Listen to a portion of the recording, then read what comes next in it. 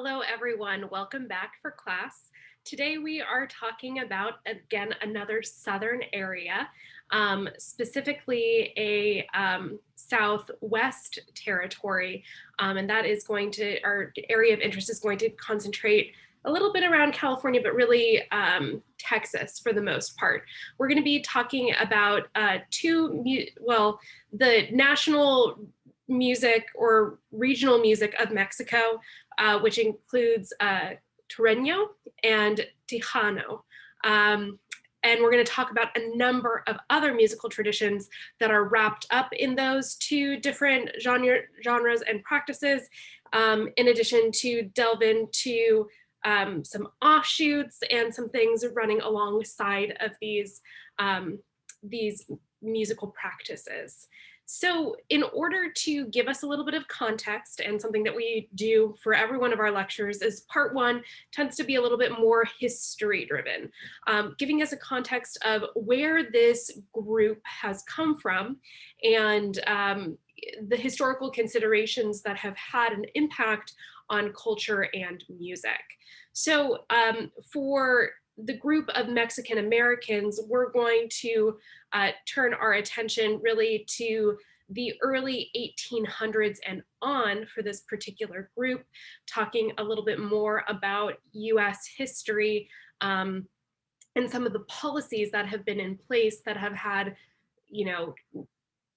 major impacts on what happens with, like I said, culture, and very specifically the aim of our class is to study music. As always, I have prepared lecture notes for today. Let me go ahead and pull them up so you have an idea as to where we are headed overall. Here we go. So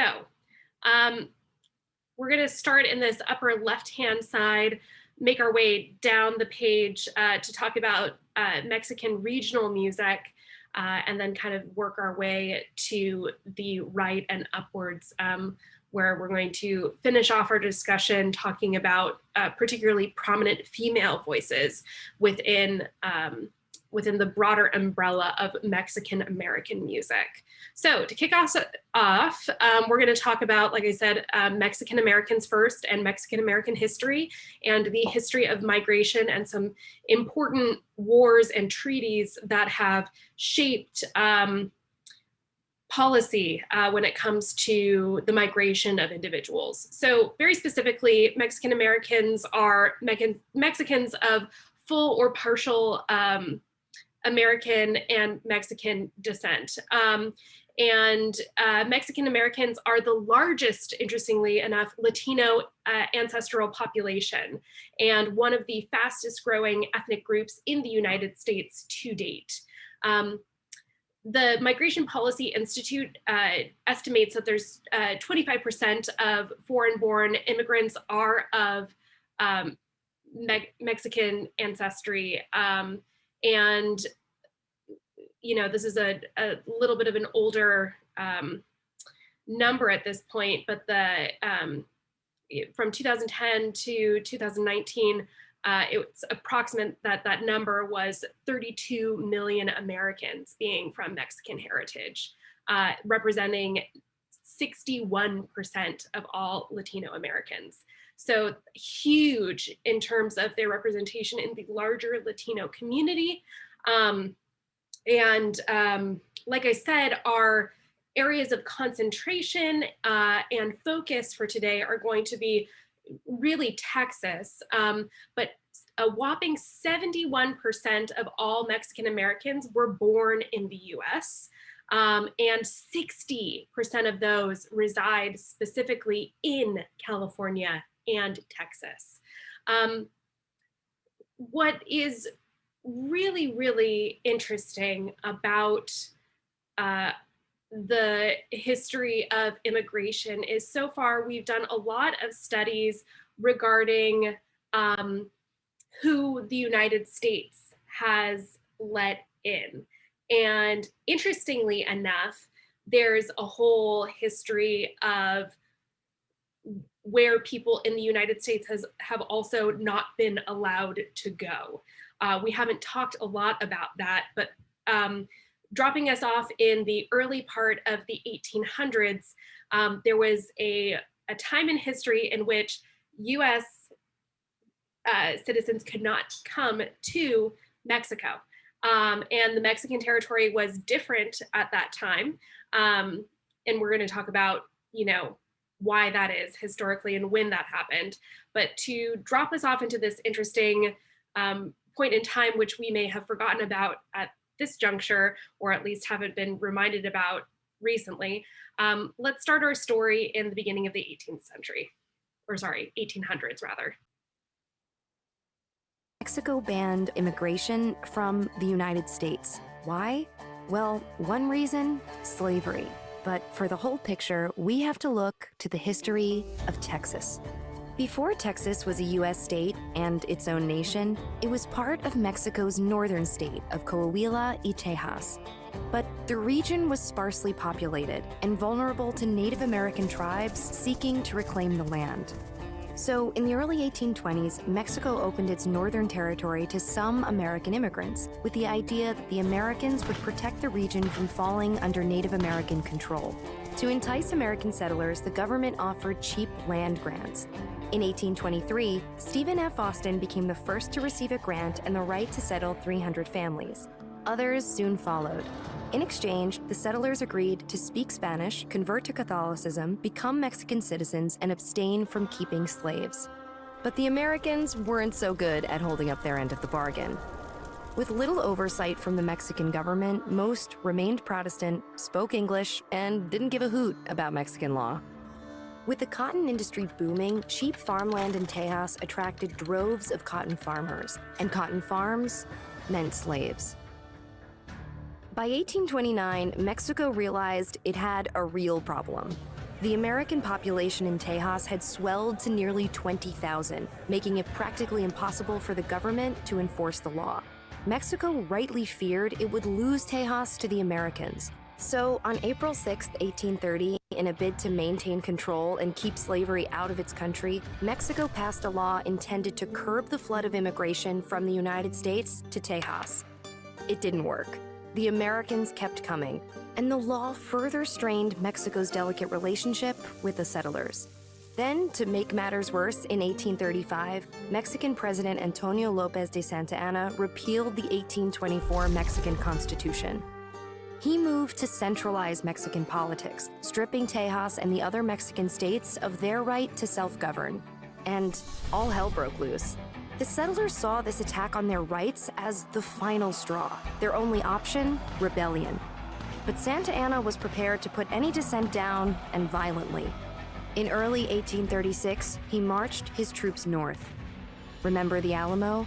On February 23, 1836, Santa Anna launched a 13-day siege on the settlers' Catholic mission turned fortress. When he finally penetrated the walls, he slaughtered nearly every person inside, ending the battle, but not the war. The settlers called in reinforcements from the states, promising land and free passage. 1 month later, General Sam Houston launched a surprise attack at San Jacinto, capturing Santa Anna and forcing him to sign away Mexican ownership of Texas. The newly independent Texans were psyched. As an independent entity, they would be free to join the United States, where slavery was legal.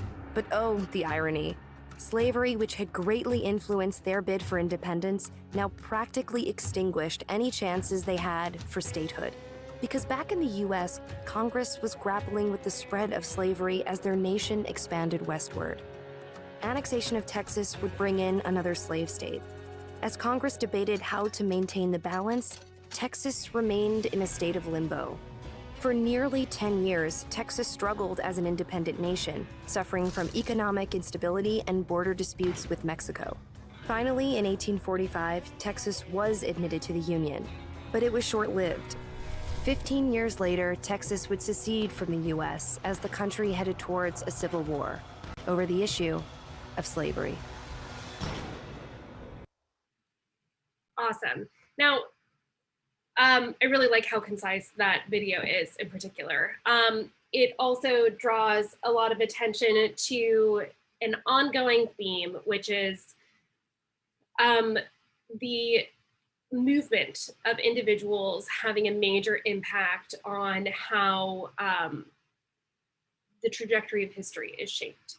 And why do we give a darn about this when it comes to music? Well, music is as we've seen, is a huge vehicle for one, creating a community, two, spreading messages throughout a community, three, being a kind of emblem and symbol, an extension and a part of culture that helps create a group identity. And like very specifically to our history, which is wrought with battles and confrontations, that music is an important vehicle for expressing criticism, especially when it comes to music that involves lyrics. And the music of protest is going to play a major part in history. Just talking about the original 13 colonies, the idea that like our folk music is originating from Europe in large sort of bouts, but ultimately like our use of lyrics on top of original like kind of English ballads was a vehicle of expressing disdain for the government and what was happening. And music was hugely revolutionary, and specifically in the Revolutionary War. The American Revolution, of course, it's and we see this even more currently. The folk music revival of the mid-century, when we're talking about like Bob Dylan and Pete Seeger, for example, those are going to be protest oriented. And we're going to see a lot of those same themes and ideas when it comes to the music of Mexican Americans, especially because the region that we're interested in is Texas, which is obviously goes back and forth a number of times from the 1800s, on. And while that, temperature has settled, there is still a lot of, I think, animosity when it comes to Texas and the remainder of the United States. That goes for some other regions as well. But like we've seen a cooling off of that trend, but not a complete dissolve of it, which makes things really, really, really interesting. Just to kind of tie Mexican American immigration to our larger look of migration to the United States, I have like a quick 2 or 3 minute video which kind of places the mass migration that occurs to the United States from Mexico in place with our other immigrant groups. So let me go ahead and pull up our second video. After the quota laws passed by the US Congress in the 1920s, immigration was capped for the first time in American history. One of the exceptions to the strict quotas were documented contract workers from the Western Hemisphere who could come into and out of the US freely. The other major exception were the hundreds of thousands of refugees who were allowed in, mainly Jews escaping the horrors of the Holocaust during and after World War II, and the roughly 400,000 families who fled Cuba after the Castro-led revolution of 1959. The US entrance into World War II also meant many more Mexican workers were needed to fill in for all the young American men who were off fighting the Germans in Europe and the Japanese in the Pacific. At the end of this period, between 1944 and 1954, the number of immigrants coming from Mexico increased by 6,000%, as many Latin American workers were offered low-wage agricultural jobs in the American Southwest as part of the Bracero program. But large numbers of Mexicans without the necessary paperwork came in search of the American dream too, and what followed is one of the ugliest periods in US immigration history. With pressure mounting to do something about the thousands of immigrants easily crossing the southern border each year, President Eisenhower turned to General Joseph Swing, who launched Operation Wetback in 1954. That derogatory name reveals the insensitivity of the policy, which directed hundreds of federal officials to lead thousands of local police officers on sweeps through neighborhoods throughout the American Southwest, stopping any Mexican-looking person and demanding to see their papers. If they didn't have their papers, they were arrested and deported. Some estimates put the amount of illegal immigrants thrown out of the country above 1 million, leading to countless families being torn apart. In some cases, their American-born children were even sent away. Obviously, this program angered many Mexican-American citizens and anyone else who saw it as a blatant violation of human rights on a massive scale. What we have here is an aggressive and sort of paramilitary approach into deportation and mass deportation, and of course the use of propaganda to address the issue of unauthorized Mexican workers in the United States. Because the Border Patrol agency was so small, I mean, they're using local law enforcement. So while they're out there trying to look for undocumented immigrants, what aren't they doing? Their own basic responsibilities of keeping neighborhoods safe, addressing burglaries, murders, whatever it could be. The Operation Wetback was terminated in large part because of cost, in large part because of it just became too taxing on local resources. What we also found out is that regardless of how far you sent them into the interior, within days, sometimes weeks, we're right back in there. So, Thanks for watching this installment in our series on... all right, sorry. So shocking to see something so recent and insensitive in U.S. history and policy. We're talking the mid 1900s, right? And that's, I think of any immigrant group, I don't know, that's maybe hard to say because things are changing so much on a region by region basis, but certainly Mexican Americans are still facing a lot of hostility, and a lot of that has to do with how recent we have some of these immigration policies in place. Remember a number of the other groups that we looked at, still in the scope of Korean Americans, we have changes that are happening around this time as well. So that's another group that's facing, a lot of hostility.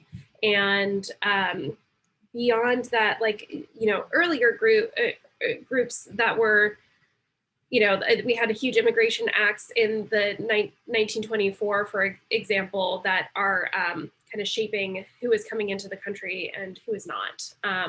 So in any case, interesting to see when changes are being made and how and what is affecting them. And, just to make sure that we're calling out the color of the kettle, the main thing that's driving a lot of these policy decisions is economics. So especially when we were looking at that first video, this idea of land being a huge incentive and the economy driving the policy that's going to be driving a lot of war and acts of aggression. So this is a theme we're going to see constantly in terms of the circularity of history. I want to go back to my lecture notes once more. So the last kind of big historical thing that I want to talk about that kind of brings us back in time, roughly 100 years from where we were really just dropping off with President Eisenhower, right, which is 1848, the Treaty of Guadalupe Hidalgo. This is the treaty that effectively ended the Mexican-American War. But just to kind of drive the point home in terms of economy and economic needs driving policy, domestic and well, really domestic because we're just dealing with territories that are right next to one another. But this treaty is going to not just end a conflict, but have a number of other factors that are, or things wrapped into it that are going to wildly shape the direction of history and really the movement of culture based on, which group is where and why, and under what amount of conflict. So let me pull up our last video for this section, which deals with that treaty specifically. This is very significant. This is the first time that the United States is engaged in a war of aggression, engaged in a war of foreign territory, actually occupied a foreign capital. And there's a fairly large movement in the United States to go for an all-Mexico policy and annex all of Mexico and bring it in to the United States. So the compromise position is essentially to take over the northern region of what was the nation of Mexico. As a result of the treaty, the states that get brought into the United States are Texas, New Mexico, parts of Colorado and Utah, all of Arizona, and the state of what will eventually become California. And what really happens as a result of the treaty is that Mexico is essentially lopped in half, and the United States takes the half of Mexico that is the least populated, but provides them with a number of resources based on land for the nation as it's developing. It's pretty clear that the federal government knows there's large coal deposits, copper deposits, a large set of resources that will now be available to the United States. And if you have an idea of like how things are lining up in terms of that and the rest of history, well, okay, big mining, that should really call attention to the idea of the gold rush, right? And that lines up exactly with what's happening in history. And we're not going to talk about the gold rush, unfortunately. I'm from California. I grew up in California. California history is definitely one of the things that is taught, and a lot of the movement out west and the gold rush. But obviously, this has a major impact. The Treaty of Guadalupe Hidalgo ends up having a huge impact on the territory that is modern day United States and the divisions that happen afterwards. So interesting to see that, it not too terribly long ago, what a kind of rough and tumble area the United States was, and the internal and sort of external strifes that this region went through, specifically our attention to the South and Southwest, well after the establishment of the 13 colonies, So in any case, just to nail the bigger point home, songs of protest are going to show up. In addition to an interesting conglomeration of different musical traditions that creates the basis for the Mexican regional musics that we'll talk about. In part 2, we're going to start with a discussion of what makes these 3 categories so different. And then we're going to dissect each of these 3 categories and talk about some other genres that run alongside of them in parts 2 and 3. And like I said, in part 4, we'll talk about prominent female voices that are within Mexican American music as a huge genre. So looking forward to seeing you back for part 2 shortly.